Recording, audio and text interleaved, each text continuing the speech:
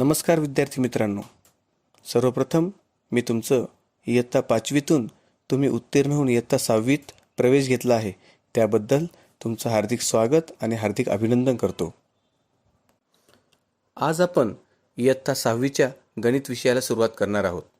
इयत्ता 6वीमध्ये गणित विषयात पहिलं जे प्रकरण आहे त्याचं नाव आहे भूमितीतील मूलभूत संबोध, ज्याला इंग्लिशमध्ये बेसिक कन्सेप्ट्स इन जॉमेट्री असं म्हणतात.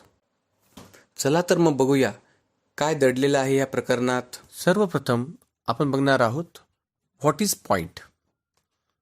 When we put a tip of pen or a tip of sharp pencil on a paper we get a tiny dot and this tiny dot is called as point. Point म्हणजे काय? ज्यावेळेस आपण पेनाचे टोक, पेन्सिलचे टोक वहीवर ठेवतो त्यावेळेस एक बारीक अशी आकृती आपल्याला मिळते आणि ह्या आकृतीलाच आपण मराठीमध्ये बिंदू किंवा इंग्रजीमध्ये पॉइंट असं म्हणत असतो. This point can be name by using capital letters of alphabet from A to Z. या पॉइंटला नाव देण्याकरता आपण इंग्रजी मुळाक्षरांचा वापर करतो. मग ए पासून झेड पर्यंत जी मोठी मुळाक्षरे आहेत ज्याला आपण कॅपिटल लेटर्स म्हणतो त्याचा उपयोग करून आपण या पॉइंटला नाव देऊ शकतो. पॉइंट ए, पॉइंट बी. तसं बघितलं तर पॉइंट हा इतका सूक्ष्म असतो की जो आपल्याला सहज दिसूही शकत नाही, परंतु तो दिसावा याकरता आपण त्याला थोडं ठळक काढत असतो म्हणून तो आपल्याला दिसू शकतो. आता आपण बघणार आहोत लाईन सेगमेंट, ज्याला मराठीमध्ये रेषाखंड असे म्हणतात. When we joint any two points we get a line segment. बघा मित्रांनो, जेव्हा दोन बिंदू आपण एका सरळ रेषेने जोडतो त्यावेळेस आपल्याला लाईन सेगमेंट म्हणजेच रेषाखंड मिळत असतो. उदाहरणार्थ आपल्याला खाली दोन बिंदू दिलेले आहेत, बिंदू ए, बिंदू बी म्हणजेच point A, point B.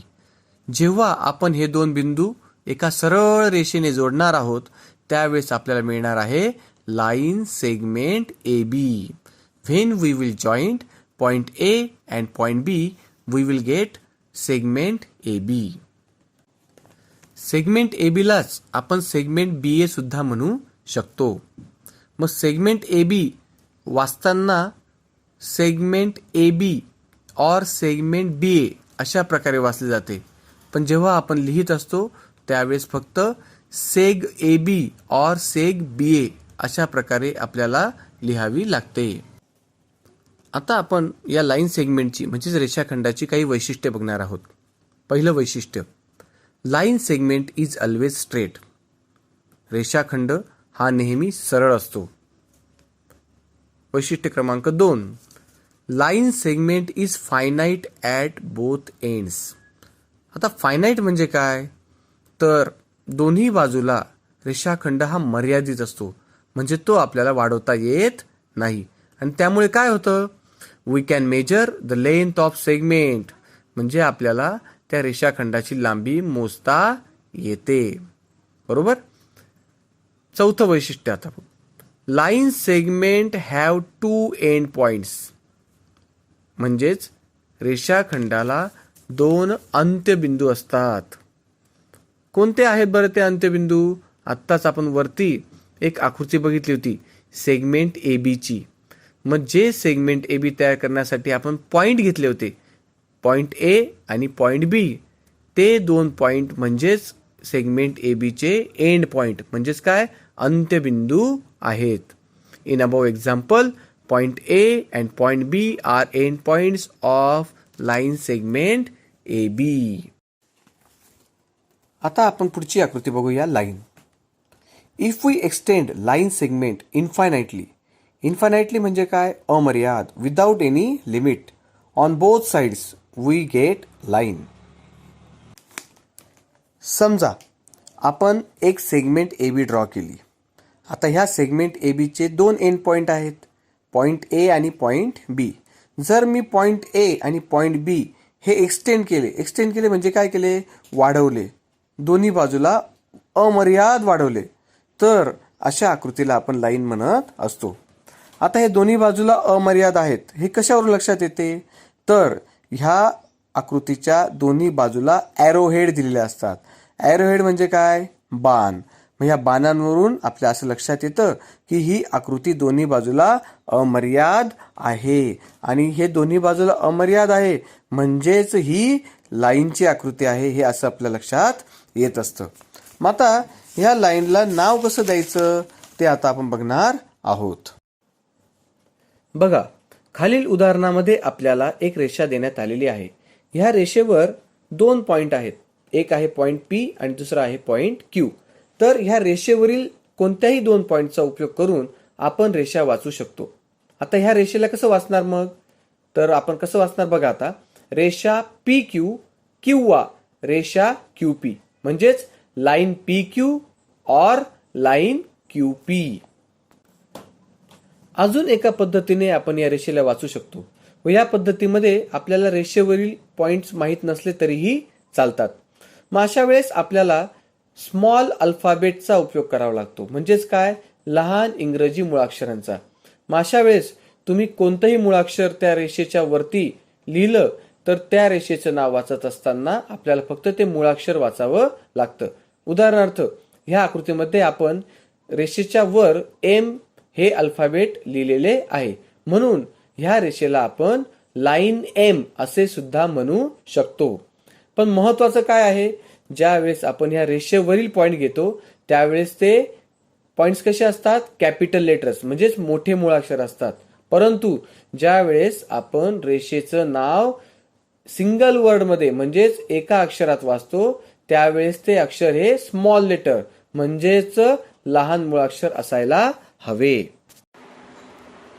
Line segment is a part of line. याचा अर्थ काय? प्रत्येक रेषाखंड हा एका रेषेचा भाग असतो. बघा, रेषेवर जर आपण कोणतेही 2 बिंदू घेतले आणि ते जोडले तर आपल्याला काय मिळतो? रेषाखंड. म्हणजे प्रत्येक रेषेमध्ये अनेक रेषाखंड असतात. आता आपण रे म्हणजे काय ते बघूया. रेला मराठीमध्ये किरण असे म्हणतात. Ray starts from a single point and go forward continuously in one direction. सूर्यापासून निघणारी किरणे किंवा एखादी टॉर्च चमकवल्यानंतर जो प्रकाश असतो तो प्रकाश हा टॉर्चमधून निघतो आणि तो समोरच्या दिशेने पुढे जात असतो. मग ते सुद्धा काय झाले? किरणच झाले. याचा अर्थ किरण हा एका बिंदूपासून सुरू होतो आणि तो सुरू झाल्यानंतर पुढे अमर्याद असतो. The starting point of ray is called as origin. हा जो किरण असतो हा ज्या बिंदूपासून सुरू होतो त्या बिंदूला आरंभ बिंदू असे म्हणतात. कारण या बिंदूपासून त्या किरणाचा आरंभ म्हणजे सुरुवात झालेली असते. An arrowhead is drawn to show that the ray is infinite in one direction. मग हा किरण ज्या बिंदूमधून सुरू झालेला असतो त्याला आपण आरंभ बिंदू म्हणतो आणि तो सुरू झाल्यानंतर त्याला पुढे एक बाण दाखवलेला असतो. ॲरोहेड. ॲरोहेड म्हणजे काय? बाण. मग हा जो बाण असतो हा काय दर्शवतो?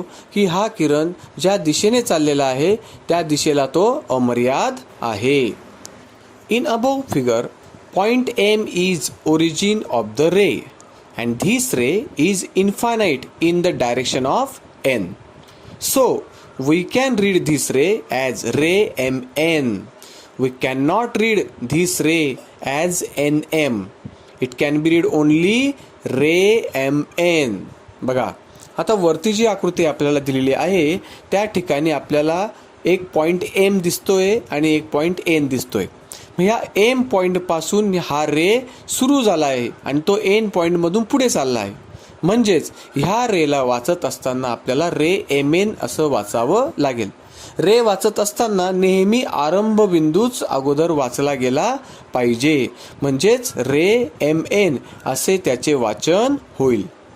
When we read any ray, we must read origin first, then point towards the arrowhead.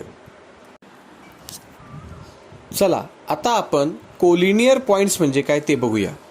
Collinear पॉइंट्सला मराठीमध्ये एक रेषीय बिंदू असे म्हणतात. When 3 or more points which lie on a single straight line are said to be collinear points. बघा, जेव्हा 3 किंवा त्यापेक्षा अधिक बिंदू हे एका सरळ रेषेवर असतात म्हणजेच काय? त्या बिंदूमधून एक सरळ रेषा जाते, तेव्हा अशा बिंदूंना कोलिनियर पॉइंट्स म्हणजेच एकरेषीय बिंदू असे म्हटले जाते. आता आपण एक उदाहरण बघूया. बघा, आपल्याला एक लाईन दिलेली आहे आणि ह्या लाईनवर point P, point A, point B, point C आणि पॉईंट डी आहेत आणि ह्या सर्व पॉईंटमधून एकच रेषा जाते. म्हणून ह्या पॉईंट्सला आपण कोलिनियर पॉईंट्स म्हणजेच एक रेषीय बिंदू असे म्हणू शकतो. Points P, A, B, C, D are all on a single straight line. Therefore points P, A, B, C, D are called collinear points. आता आपण नॉन कोलिनियर पॉईंट्स म्हणजेच नैक रेषीय बिंदू, एका रेषेत नसणारे बिंदू म्हणजे काय ते बघूया. When we can not draw a single straight line passing through given points, then points are called as non-collinear points. जेव्हा आपल्याला दिलेल्या बिंदूंमधून एक रेषा काढता येत नाही, एक सरळ रेषा काढता येत नाही, त्यावेळेस आपण त्यांना नैक रेषीय बिंदू असे म्हणतो. बघा, वरील आकृतीमध्ये आपल्याला 3 पॉइंट्स दिसत आहेत. Point P, point Q, point R. ज्यावेळेस मी पॉईंट पी आणि पॉईंट आर या दोघांना पट्टीच्या सहाय्याने जोडलं, त्यावेळेस काय झालं, पॉईंट क्यू जो होता तो त्या रेषेवर आला का, नाही आला. म्हणजेच पी, क्यू आणि आर हे तिन्ही पॉईंट एका सरळ रेषेत नाहीत, म्हणून त्यांना आपण काय म्हणणार, नैक रेषीय बिंदू. Points P, Q, R are not collinear points because we cannot draw a single straight line passing through these points. Therefore, points P, Q, R are non-collinear points. बघा, आत्ताच आपण कोलिनियर पॉइंट्स म्हणजे काय, नॉन कोलिनियर पॉइंट्स म्हणजे काय ते बघितले. आता आपण 2 पॉइंट घेतल्यानंतर काय होतं ते बघूया. Suppose we take any 2 points, point P and point Q. We can draw only one line passing through any 2 distinct point. Distinct point म्हणजे काय, वेगवेगळे पॉईंट. जेव्हा आपण 2 पॉईंट घेतो, समजा आता आकृतीत दिल्याप्रमाणे आपण पॉईंट पी आणि पॉईंट क्यू घेतला, तर त्या 2 पॉईंटला जोडल्यानंतर आपण एक आणि एकच रेषा काढू शकतो. म्हणजे कोणत्याही 2 बिंदूंमधून फक्त एक आणि एकच रेषा आपल्याला काढता येते. समजा आपल्याकडे आता एकच बिंदू आहे आणि कोणी आपल्याला सांगितलं, या एका बिंदूतून तुला किती रेषा काढता येतील रे. मग आता चला आपण प्रयत्न करूया. Suppose we take any 1 point, only 1 point. How many lines can we draw passing through a single point. Let's see. आता तुमच्या समोर एक आकृती आहे. ह्या आकृतीमध्ये आपण एक पॉइंट घेतलेला आहे. त्या पॉइंटचं नाव आहे ए. ह्या पॉइंट ए मधून बघा, तुम्ही लाईन एल ड्रॉ केली आहे, लाईन एम ड्रॉ केली आहे, लाईन एन ड्रॉ केली आहे, लाईन पी ड्रॉ केली आहे, लाईन क्यू ड्रॉ केली आहे. अशा अजून अनेक लाईन्स आपल्याला या पॉईंट्समधून काढता येतील. अनेक म्हणण्यापेक्षा अनंत म्हणूया. आपण अनंत रेषा काढू शकतो एका बिंदूतून जाणाऱ्या. Therefore we can draw many, that means infinite lines passing through a single point. जेव्हा अनेक रेषा एकाच पॉईंटमधून जातात, तेव्हा त्या रेषांना कॉन्करंट लाईन्स असं म्हटलं जातं. आणि त्या रेषा ज्या पॉईंटमधून जातात त्या पॉईंटला पॉईंट ऑफ कॉन्करन्स असं म्हटलं जातं. मराठीत त्या रेषांना एक संपाती रेषा आणि त्या रेषा ज्या बिंदूतून जातात त्या बिंदूला संपात बिंदू असं म्हटलं जातं. आकृतीमध्ये line L, M, N, P, Q ह्या काय झाल्या, मग कॉन्करंट लाईन्स झाल्या आणि पॉईंट ए झाला पॉईंट ऑफ कॉन्करन्स. आता आपण आणखीन एक भौमितिक आकृती बघणार आहोत ज्याला प्रतल असं म्हणतात. इंग्रजीमध्ये ह्या प्रतलला प्लेन असे म्हटलं जातं. प्लेन्स म्हणजे काय बघा, in mathematics a flat surface is called as plane. For example blackboard, writing pad, flooring, wall, these are all planes. बघा, एखादा सपाट पृष्ठभाग जो असतो, ह्या सपाट पृष्ठभागाला प्रतल असं म्हटलं जातं. मग हे प्रतल आपल्याला कुठे कुठे बघायला मिळतं, फळ्यावर, आपला जो लिहिण्याचा पॅड असतो, तुमच्या वहीचा पुष्टा असतो, भिंत असेल, दरवाजा असेल, हे सर्व काय आहेत? प्लेन आहेत. Actually plane extends infinitely in all directions, but we do not show arrow when we draw figure of plane. Actually म्हणजे काय? खरं बघता प्लेन हा सगळ्या बाजूला अमर्याद असतो आणि तो अमर्याद आहे हे दाखवण्याकरता चारी बाजूला आपण ॲरो दाखवत असतो, म्हणजे बाण दाखवत असतो. परंतु ज्यावेळेस आपण प्रतलची आकृती काढणार त्यावेळेस प्रत्येक वेळेला हे ॲरो दाखवण्याची गरज नसते. आता ह्या प्लेनला सुद्धा नाव आपल्याला देता येतं. मग हे नाव कसं देणार? We can give name to the plane by using capital alphabet. आता बघा, एखाद्या प्लेनला ज्यावेळेस आपल्याला नाव द्यायचं असतं त्यावेळेस हे नाव देण्याकरता त्या प्लेनच्या आकृतीच्या एका कोपऱ्यात आपण एक कॅपिटल लेटर म्हणजेच काय, मुळाक्षर, इंग्रजी मुळाक्षर त्या ठिकाणी लिहित असतो. आता मी जी आकृती तुमच्या समोर काढून दाखवली आहे त्या प्लेनचं नाव आहे एच, प्लेन एच. आता आपण पुढचा जॉमेट्रिकल कन्सेप्ट बघणार आहोत, पॅरलल लाईन्स. पॅरलल लाईन्सला मराठीमध्ये समांतर रेषा असे म्हटले जाते. Lines which lie in the same plane but do not intersect each other are said to be parallel lines. आता याचा आपण मराठीत अर्थ समजून घेऊया. अशा दोन रेषा की ज्या एकाच प्रतलात आहेत आणि त्या एकमेकांना कितीही वाढवल्या तरीही छेदत नाहीत, अशा रेषांनाच आपण समांतर रेषा असं म्हणत असतो. For example, bars of window, lines of notebook, steps of ladder, railway track. बघा, खिडक्यांचे जे काही गज असतात ते सुद्धा एक सरळ रेषेत असतात. तुमच्या वह्यांच्या रेषा जर तुम्ही बघितल्या आणि त्या पुढे कितीही वाढवल्या तरी ते एकमेकांना छेदतील का? नाही छेदणार. त्यानंतर रेल्वे ट्रॅक, रेल्वेचे रूळ सुद्धा एकमेकांना समांतर असतात, म्हणून आपण त्यांना समांतर रेषा असं म्हणू शकतो. In figure, line L and line M are parallel to each other because if we extend these lines, however, they will not intersect each other. We can write it as line L parallel line M. बघा, वरील आकृतीमध्ये आपल्याला दोन रेषा दिलेल्या आहेत, line L आणि line M. ह्या रेषा तुम्ही कितीही पुढे वाढवल्या, सरळ रेषेत कितीही पुढे वाढवल्या तरी त्या एकमेकांना इंटरसेक्ट होणार नाहीत, म्हणून ह्या रेषांना आपण समांतर रेषा असे म्हणू शकतो.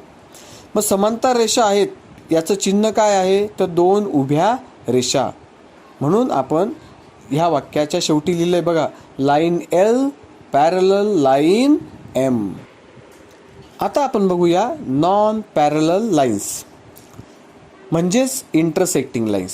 ज्या रेषा एकमेकांना समांतर नसतात त्या एकमेकांना छेदतात, म्हणून त्यांना छेदणाऱ्या रेषा किंवा असमांतर रेषा असेही म्हटले जाते. Lines which intersect each other are called intersecting lines. बघा, एक्झाम्पल म्हणून दिलेल्या आकृत्यांमध्ये पहिली आकृती आपण बघूया. पहिल्या आकृतीत आपण बघू शकतो लाईन ए आणि लाईन बी ह्या दोन्ही एकमेकांना छेदून गेलेल्या आहेत आणि त्या ज्या पॉईंटमध्ये छेदलेल्या आहेत एकमेकांना त्या पॉईंटचं नाव आहे पॉईंट N. बरोबर, म्हणजे ह्या रेषा एकमेकांना समांतर नाहीत, म्हणजेच काय आहेत ह्या नॉन पॅरलल किंवा इंटरसेक्टिंग लाईन्स. दुसऱ्या आकृतीत आपल्याला लाईन M आणि लाईन N ह्या जरीही इंटरसेक्ट होत नसल्या असं दिसत असेल, पण बघा, जर तुम्ही लाईन N जी आहे ती वरती वाढवली तर ती काय होणार आहे? नक्कीच Mला काय करेल? इंटरसेक्ट करेल. याचा अर्थ लाईन M आणि N ह्या आकृतीमध्ये जरी छेदत नाही आहेत असं दिसत असलं, परंतु तू या एकमेकांना वाढवल्यानंतर त्या छेदणार आहेत, म्हणून त्यांना आपण काय म्हणणार? Intersecting lines. तर अशा प्रकारे आज आपण point, line segment, line, ray, collinear points, non collinear points, concurrent lines, point of concurrence, parallel lines, intersecting lines या सर्व जॉमेट्रिकल कन्सेप्टबद्दल माहिती घेतली. पुढच्या लेक्चरला आपण या चॅप्टरवर आधारित असणारी प्रॅक्टिस सेट सोडवूया. तोपर्यंत हा व्हिडिओ व्यवस्थितपणे पुन्हा पुन्हा बघा आणि सर्व कन्सेप्ट क्लिअर करा. जर काही अडचण असेल तर तुम्ही मला फोन करू शकतात. माझा मोबाईल नंबर आहे 9373297900. धन्यवाद.